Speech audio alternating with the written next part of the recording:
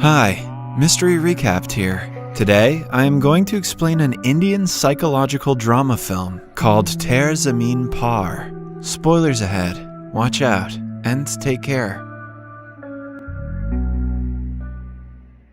Ishan is an 8-year-old imaginative kid, widely known as a troublemaker among his mates. He fails every subject and is the lowest-ranking student in his classroom. He is in his second year of 3rd grade, and by the looks of his report card, he will have to repeat the same grade again. In contrast to Ishan, his elder brother Johan is an ideal student. Outside studies, he plays tennis and is competing in the upcoming Interstate Tennis Championship. Ishan frequently gets into fights with the neighborhood kids who bully him. One day, a kid's mother complains about Ishan's behavior to his father, Nand Kishore. He has to embarrassingly apologize to the kid and his mother. After they leave, he shoves Ishan to the floor to discipline him. Although Nand Kishore loves his children, he is too harsh on Ishan. He believes that Ishan's low scores and inability to do basic tasks are because of his laziness. The next day at school, Ishan's English teacher asks him to read a line from a book. He tries his best, but can hardly form a word. He has difficulty in understanding the letters, but the teachers mistake it for him being a brat. When she repeatedly urges him to read, he yells gibberish and is sent out of the class. It is not a new thing for Ishan to be punished. In fact, he spends most of his time outside rather than studying because the teachers think of him as a disturbance to the other students. That day, Ishan hadn't done his math homework. To avoid facing the math teacher, he runs away from school and spends the entire day wandering around the neighborhood. He enjoys the day to his fullest, buying ice cream, spending time by the sea, and analyzing the passersby. By the end of the day, he returns to his school bus without anyone noticing his absence. At home, we see him make a beautiful painting. Ishan loves to paint, and his imaginative mind helps the cause, resulting in over-the-top pieces. Later, his mother Maya tries to tutor him and make him do his homework. She notices that his handwriting is awful and he can hardly spell anything right. She associates his inability with laziness and scolds him like everyone else. The next day, Ishan will have to provide his teacher with an absent note from his parents. Scared of getting in trouble, he begs his brother to write the note for him. Johan makes him promise he will never skip school again and writes the note. The kid shows it to his teacher, who doesn't question its authenticity. He also pretends to cough to make it seem like he was actually sick. That day, the math teacher surprises the kids with a test. Ishan is handed the test paper, but to him, the letters look like they're dancing. The first question asks him the multiplication of 3 with 9. In his head, the kid imagines the 3rd planet Earth and the 9th planet Pluto fighting each other. He fantasizes about the Earth destroying Pluto and rationalizes that the answer is 3. Leaving the rest of the questions blank, he submits the test. When asked by his friends, he confidently claims that he enjoyed the test thoroughly. The next day, Nand Kishore returns from a business trip. Ishan is overjoyed by his father's return and hugs him dearly. However, during breakfast, Nand Kishore finds the fake absent note from the day before. Upon investigating, he finds out about Ishan running away from school and wandering alone in the streets. The very next day, the parents go to meet his teachers and the principal, who condemn his behavior in class. They also find out about the recent math test and its results. The principal assumes Ishan is a special child who needs to be sent to school for children with disabilities. Nand Kishore is horrified at the thought of his son being disabled. Both parents are worried about their kid's future, so they decide to send him to a boarding school. Ishan is completely against the idea. He rebels and cries, begging them to keep him home. And although the parents do not want to be separated from him either, they do what they think will be best for him. That night, Ishan dreams of losing his mother in a crowd and wakes up screaming. When she tries to calm him down, he promises to study harder if they let him stay home. This breaks Maya's heart, but Nand Kishore is adamant about his decision. The day finally comes when Ishan is taken to the boarding school in the countryside. He will have to share a dorm with other children and will only be allowed to meet his family once a month. It is a nightmare for the 8-year-old who has never been away from his home. The hostel warden welcomes him by declaring that his old ways won't be tolerated here. After touring the school, the family leaves with a heavy heart. Ishan just watches their car drive away with teary eyes. He stays like that for several minutes, even after the car vanishes from his view. When it starts to get dark, he walks inside the hostel while still crying. He doesn't talk to anyone and hardly eats dinner. At night, when he cannot sleep, he goes to the bathroom and cries quietly, missing his mother. Meanwhile, Maya reaches home and goes through Ishan's belongings. To her dismay, she finds a flip book of him being taken away from his family. The book breaks her heart, and she realizes how much the kid dreads being away from them. In the hostel, Ishan struggles to do normal things, like tying his tie and shoelaces. That's okay, Ishan. I still struggle with those things too. On his first day, the Hindi teacher, Mr. Tiwari, makes him sit on the first bench with the class topper, Rajan. The teachers soon realize that Ishan isn't normal. He hardly pays attention in class and is physically punished by his art teacher. Nothing changes from how he was in the previous school. He is always sent outside the class as punishment and is excluded from the class activities for ruining them. With time, he gets so frustrated that he tears his books apart and throws them into the bin. He stops trying to do better in school and goes into a spiral of depression and self-loathing.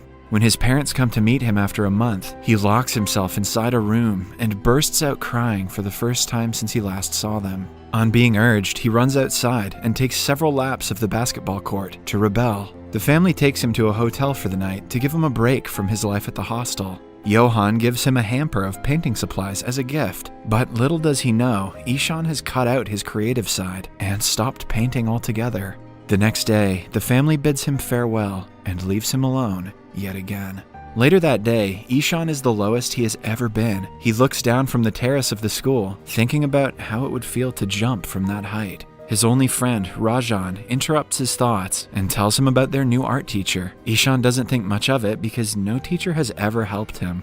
However, it is surprising to the kids that the new teacher, Ram, enters the class in a Joker costume. He sings a song, plays a flute, makes them dance, and lets them enjoy the class, in contrast to all the other teachers. While the old Ishan would have loved this, the depressed one doesn't participate in any of it. As their first task, the students are asked to draw or paint anything they want. Ram wants them to show their creative side, so he knows what he has to work on next. The children start to draw several things, all different from one another, but Ishan doesn't even touch the paper. Initially, Ram assumes that the kid is taking some time to think, but even when the class ends, Ishan's paper is still blank. Worried, Ram asks him what is wrong, but doesn't get a reply. That evening, Maya calls to talk to Ishan, but he only holds the phone to his ears and doesn't say anything. He is informed that they will have to postpone the next visit by a week because of Johan's tennis competition. To Ishan, this only confirms that his family doesn't care about him. He sheds a single tear and walks away without saying anything. The next day, Ram sees Ishan kneeling down outside the classroom. Intrigued by his behavior, he asks Rajan about him. Rajan reveals that Ishan has difficulty understanding letters, no matter how hard he tries. Ram teaches in a school for disabled children, so he has an eye out for kids who are special. To find out more about Ishan, he goes through his old notebooks and finds a pattern of similar mistakes. Even while teaching the special children, he cannot get the thought of Ishan out of his head. He used to have the same problem in his childhood, so he feels sympathetic to the kid. Weeks later, he recognizes what Ishan's actual problem is and travels to his hometown to meet his parents. They welcome him and let him take a look at Ishan's bedroom. Ram is surprised to find out that Ishan used to paint. This makes him even sadder that the kid lost his sparkle because of the pressure that was put on him. Nandkishore belittles his son, claiming that he is lazy and he hates studying. Ram retaliates and shows him the pattern in Ishan's mistakes. He often inverts the letters, as if he has difficulty differentiating between them. Still, the father associates it with laziness, but Ram bluntly claims that he is wrong. He declares Ishan has a neurological condition called dyslexia that causes him to not understand certain patterns, like letters and words. In addition, he has difficulty coordinating, which causes him to not be able to tie his shoes. The kid must have been suffering so much because no one understood that he couldn't read and assumed he was just being lazy. So in other words, it's the parents who are being lazy. Oh snap. Nandkishore thinks Ram is calling his son a retard and lashes out at him. To make him understand, Ram asks him to read foreign letters written on a box. When Nandkishore is scolded for not understanding the letters, he finally realizes what his kid must be going through. Still, he refuses to acknowledge that his son can make a living out of his only passion, painting. Ram is determined to prove him wrong. When he returns to school the next day, he teaches the kids about all the famous historical figures who weren't so good at studying when they were children. He gives them examples of scientists, actors, and philosophers, which makes Ishan feel a lot better about himself. When Ram asks them who invented the light bulb, Ishan speaks for the first time in weeks and answers, Thomas Edison. Ram sees a shimmer of hope for the boy to learn. Later that day, Ishan is by the pond when he uses rubber bands and leaves to make a working boat. Ram is so impressed that he brings the structure home and keeps it as a decoration. Ishan's creative senses start to flow again, but he still has a long way to go before learning to study like the other kids his age. One day, Ram goes to the school's principal and tells him about Ishan's problem. The principal suggests they send him to the school for children with special needs, but Ram is confident that Ishan can study with the regular kids. He suggests the teachers understand the kid's problem and help him accordingly. When the principal says it is not possible, Ram offers to teach Ishan every day after school. The principal allows it for the sake of the child. Starting the next day, Ram uses various innovative methods to help Ishan differentiate letters of the alphabet. They learn using sandboxes, Play-Doh, sensory methods, and so on. Ishan also takes help from audiobooks and stares to learn to calculate. In only 2 months, he begins to understand the letters that other teachers couldn't teach him in several years. One day, Nand Kishore comes to the school to talk to Ram and boast about how they are researching more about their son's condition. He wants Ram to know that he's not an absent father and is proud to be the way he is. Ram, on the other hand, blames the father for being the reason the kid lost self-confidence, which even Nand Kishore cannot deny. On his way out, he sees Ishan trying to read from the notice board. Regretful of unknowingly hurting his child, he tears up and cannot get himself to face him. A few days later, Ram organizes a painting competition for both teachers and the students of the school. Everyone gathers in the amphitheater and participates. Ishan uses the painting supplies that he was gifted by his brother for the first time. The competition starts and everyone gets busy drawing. Even the teachers enjoy the event and do their best. By the end of it, Ishan creates a beautiful painting of himself sitting by the pond. He goes to the front to submit the painting and sees that Ram has painted a portrait of him. He is left speechless at the sight. A while later, it is announced that the winning painting will be on the front of the new edition of their yearbook.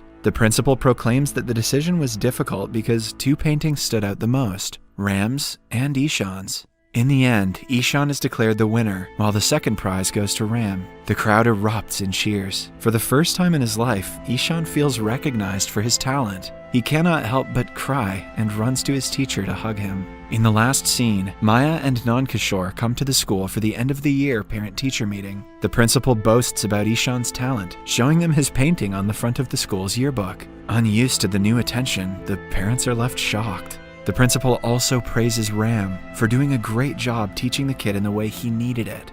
Later, the parents meet Ishan's teachers, who show them the report card and compliment the kid's undeniable progress. Outside, the couple watches their son playing and cry tears of happiness. Nand Kishore thanks Ram for helping Ishan and apologizes for his behavior.